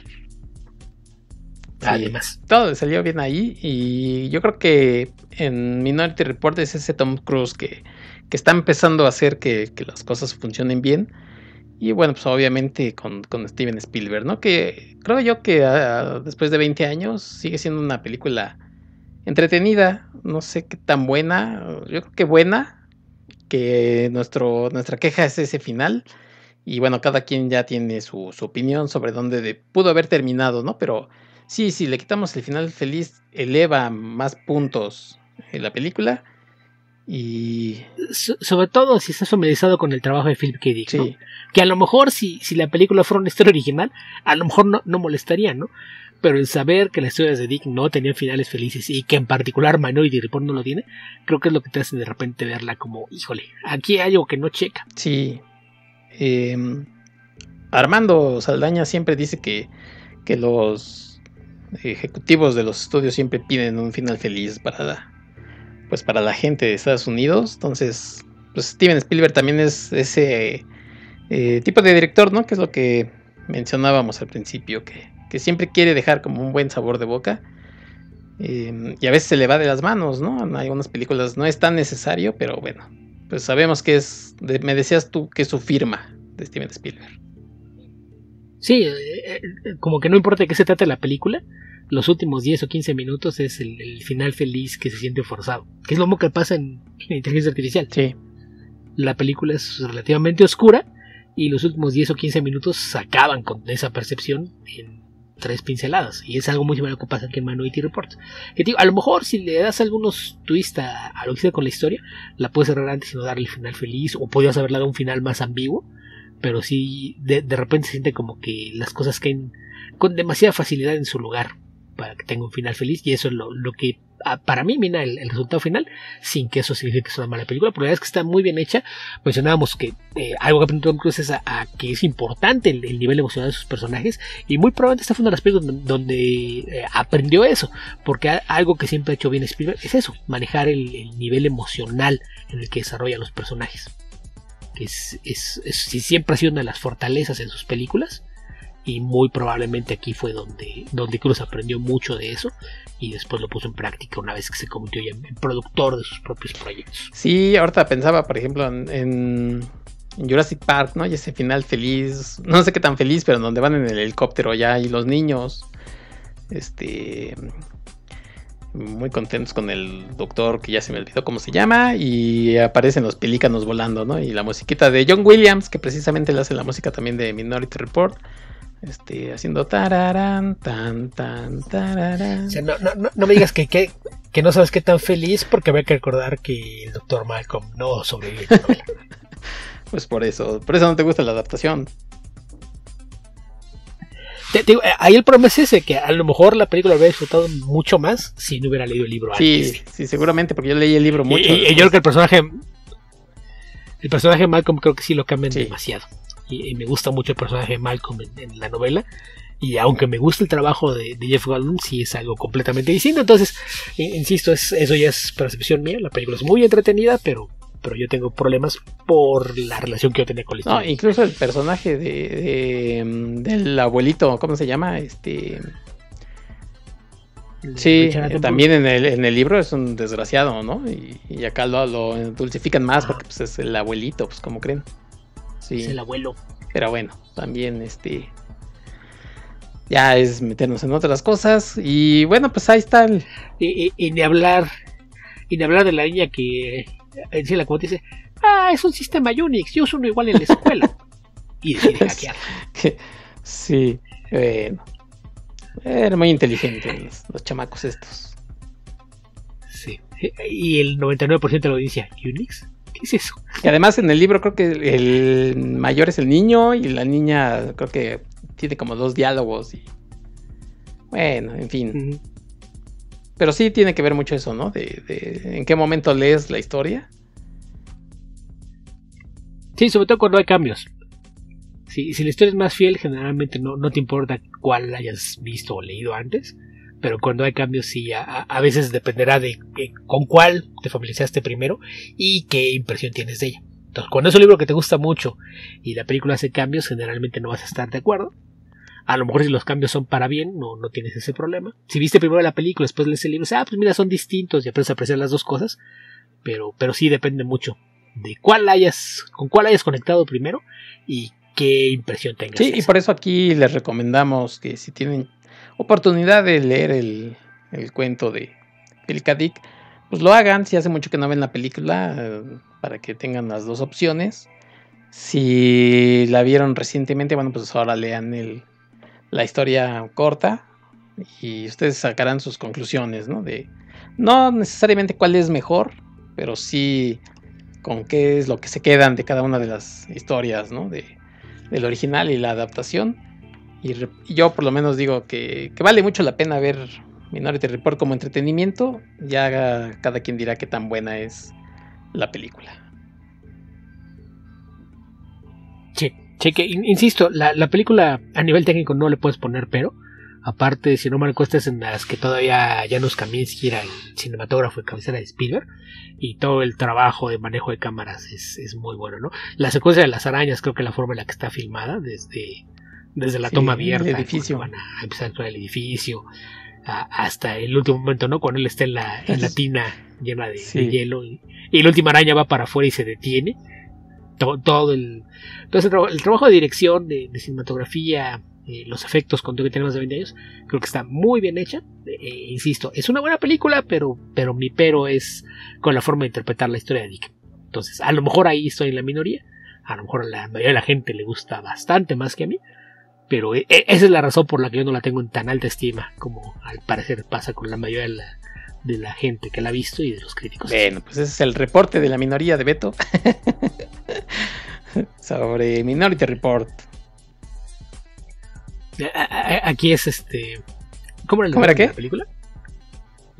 El eslogan, los peacocks nunca se equivocan, pero a veces no están de acuerdo.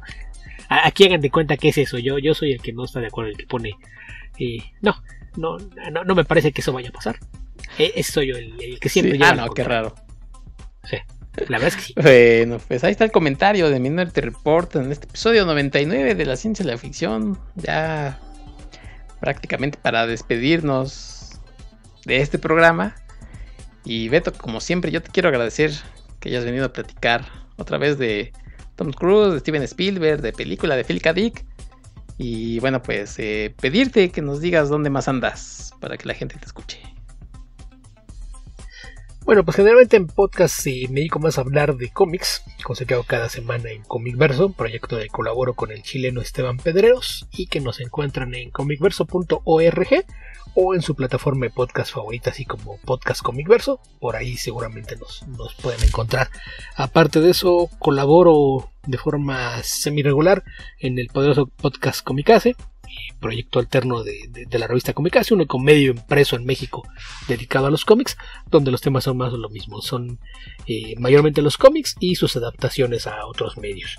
Además de eso, pues pueden leerme en mi blog, que es la Hoguera de las Necedades, que encuentran en hogueradelasnecedades.blogspot.com, donde mayormente publico reseñas de cómics, libros, películas, series de televisión, además de que tengo una página en Patreon donde esas más reseñas aparecen con algunos días de antelación a que se publiquen en el blog, y hay también algunos textos exclusivos para esa plataforma dedicados a lo mismo, ¿no? Al entretenimiento, sobre todo de género, películas, libros, series de televisión, etcétera, mayormente orientados a la ciencia ficción, fantasía, horror, crimen, westerns, etcétera, etcétera. Todos esos géneros que la gente snob les hace el feo, generalmente son en los que yo me ocupo de cubrir en mis textos a lo largo de las plataformas en las que participo. Ok, pues muy bien, Beto. Y yo les recuerdo que también estamos en muchos sitios de podcasting en que ustedes quieren acceder. Y si ustedes quieren experiencia completa, de preferencia háganlo en iVoox, porque ahí podrán escuchar también la música que ponemos. Tenemos una cuenta de Twitter de la ciencia y la ficción. También estamos en Face. Y como decía yo, en iVoox hay una caja de comentarios donde nos pueden decir sugerencias o cualquier comentario sobre el episodio en cuestión. Ahí los estamos leyendo con mucho gusto.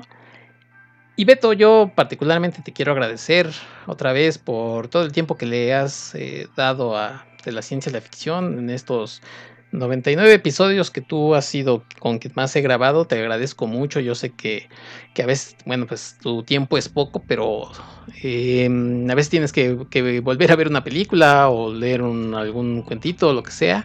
Y de verdad lo aprecio mucho. Muchas gracias, Beto. Y espero que en el futuro poder seguir comentando muchas cosas más. No, al contrario, gracias por la confianza de haberme invitado a participar contigo en esto. Y sí, pues a veces hay poco tiempo, pero pues insisto, son la clase de cosas que me gustan, entonces pues es un gusto. Y a veces hasta es una experiencia entretenida, ¿no? Que tú tienes a veces un recuerdo de una película y volver a verla y a lo mejor notar cosas que no habías visto la primera vez, o aprender a apreciar de forma distinta algo que más allá de si te gustó, ¿no? Poder verlo con otros ojos a veces también es una experiencia distinta, además de pues esto que hacemos de no clavarnos nada más en eso, sino de a veces comparar el libro contra la película o trabajos previos de los directores, de los actores y demás, pues se convierte en una experiencia bastante entretenida. Entonces, pues nada que agradecer, porque insisto, es algo que disfruto mucho y te agradezco la confianza de haberme invitado a ser parte de esto. No, Beto, muchas gracias a ti. Próximamente vamos a hablar de Tiburón, de Constantine, de Tropic Thunder. ¿En dónde? En Pelicverso. No, Pelicverso no. Beto, ¿te gustan los Foo Fighters? Bastante. Bueno, pues en 2002 sacaron una canción que se llama All My Life. Con eso los vamos a dejar para que se queden con musiquita. Me parece perfecto. Bueno, pues entonces vámonos. Muchas gracias, Beto. Hasta la próxima, donde quiera y cuando quiera que sea eso. Es correcto. Adiós.